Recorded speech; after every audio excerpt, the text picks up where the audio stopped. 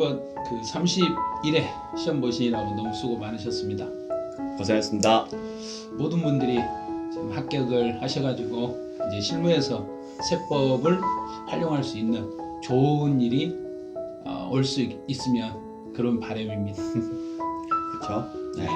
아이고 뭐 공부하시느라 다들 고생 많이 하셨고요. 뭐 이번 시험 잘 보셨으리라고 믿고 여러분들 배우셨던 대로 보시면은 뭐 좋은 결과 있었을 겁니다. 네, 그렇게 믿습니다. 네, 이번 이제 시험이 예년 시험하고 지금 이번에 이제 차이점이 뭐냐면 31회 시험은 작년에 계산 문제가 하나도 출제가 안 됐는데 올해는 특이하게 감면 소득 그래서 감면에 대한 그 문제 계산 문제를 이렇게 해요. 이렇게 감면에 대한 문제를 이런 문제를 출제를 해가지고 시간을 아마 세법 문제 푸는데 시간을 좀 줄여준 것 같아요. 어차피 우리 계산 문제 나오면 패스. 그리고 수업 시간에 그랬잖아요. 계산 문제 나오면 숫자 제일 적은 거, 제일 조그만 거 찍어버리라고 그냥 막 찍고 넘어가시라고. 그런데 실제로는 시험장에 가면 그게 생각이 안 나실 거예요. 그래서 시험 문제를 이렇게 많이 풀어보신 분하고 제가 연락을 해봤더니 하시는 분이 아차 선생님이 시험 볼 때 계산 문제 나오면 숫자가 제일 적은 거 찍으라고 했는데 인제서 생각났대요. 집에 오니까 생각났대요. 그런데 그런 긴장을 하다 보면 이런 일이 생기고 이번 세법 문제 같은 경우는 난이도로 봤을 때는 중정도? 작년보다 수준이 약간 낮지 않았나요? 그렇죠. 작년보다는 수준이 좀 한 29회 30회보다는 수준이 낮아지고 그리고 이제 저희가 이제 예상한 것처럼 법 지문을 활용해 가지고 문제를 이번에는 출제할 거다. 근데 이제 그게 아마 거의 맞아 들어갔던 것 같아요. 그래서 세법은 특별하게 막 응용을 하거나 이렇지는 않는데 기존에 나왔던 기출 문제를 이렇게 조합을 해가지고 하나의 문제 형태로 만들고 그 옛날 숫자를 바꾸고 앞뒤에 연결을 막 바꾸는 그런 형태의 문제였던 것 같아요. 그러니까 작년에가 계산 문제가 안 나온 게 작년에가 그렇죠. 좀 특이했죠. 작년에 원래가 한 문제씩은 나왔는데 네. 근데 특히 올해 같은 경우는 아예 전혀 보지도 못한 계산 문제가 나와서 오히려 더 그냥 편했을 수도 있었어요. 포기할 수 있는 마음적으로 네. 포기를 빨리 하셨을 거예요. 예를 들어서 뭐 양도 차익을 구해라 그랬으면 왠지 한 번은 더 써보죠. 3번은 손을 대봤을 건데 감면이니까 그냥 이건 안 해. 이게 오히려 전혀 수업 시간 들어본 적도 없으니까.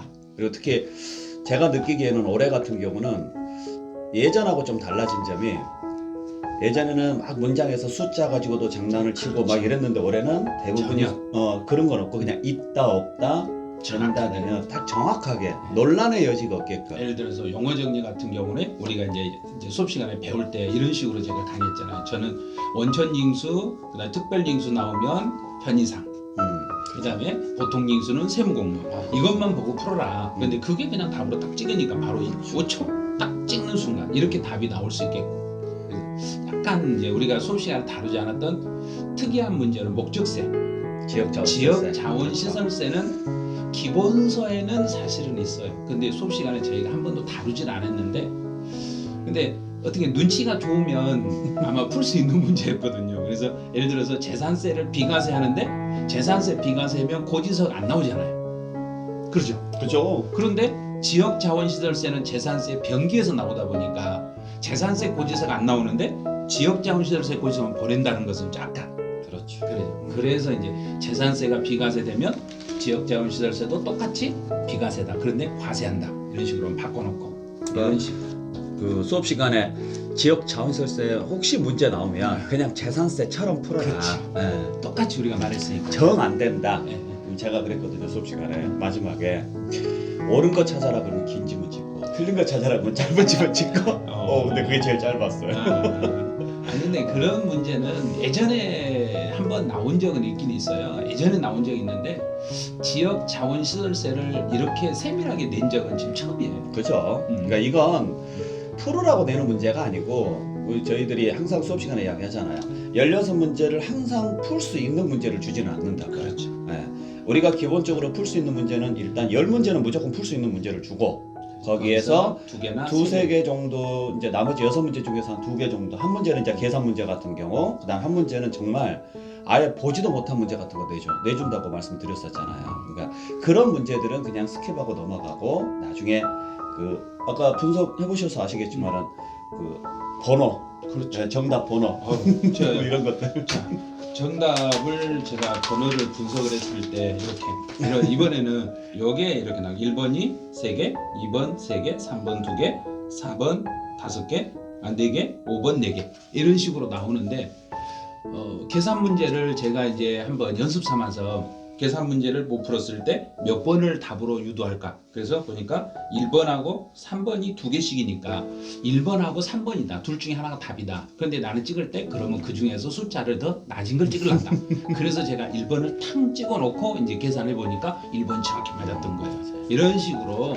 그런데 이렇게 하려면 나머지 문제를 다 맞춘다는 보장 하에 이렇게 하셔야 돼요. 그렇죠. 근데 나머지 문제를 못 풀어버리면 이게 안 되는 거니까. 근데 이번 문제는 특별하게 그 이의를 제기하거나 이룰 수 있는 문제 지문이 사실은 없어요. 그래서 이제 다른 과목에서는 어떨랑가 모르겠는데 세법에서는 이의 제기를 해가지고 요거는 정답으로 시비를 걸 만한 이런 지문이 사실은 저희가 못 봤어요.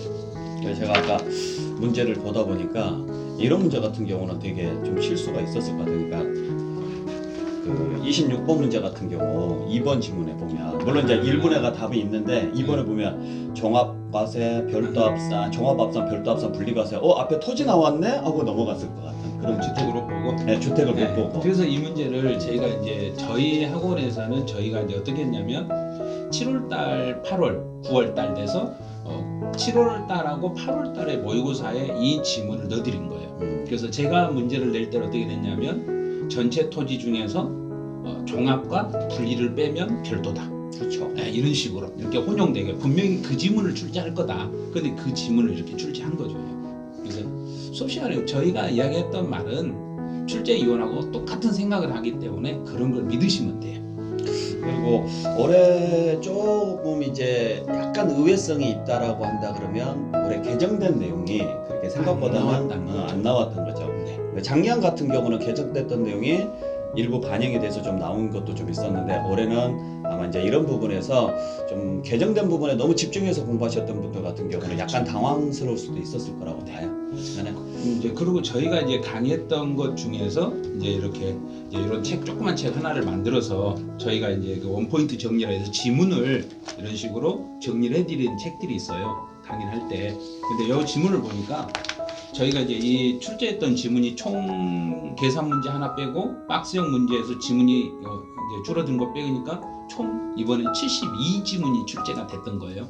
72지문 중에서 저희가 이제 이렇게 문제가 나오면 이런 문제로 나올 거다 예측했던 지문이 총 65지문이 출제가 된 거예요. 그래서 전체적으로 90.2%가 적중이 돼가지고 이 책 한 권만 반복해서 보신 분들이라면 뭐 세법 무난하게 해결할 수 있을 정도 그렇게 되셨던 것 같아요. 그래서 여러분들 이제 그 시험 보시느라 너무 수고하셨고 좋은 결과 있기를 바랍니다. 네, 그동안 수고하셨습니다. 고생하셨습니다. 네.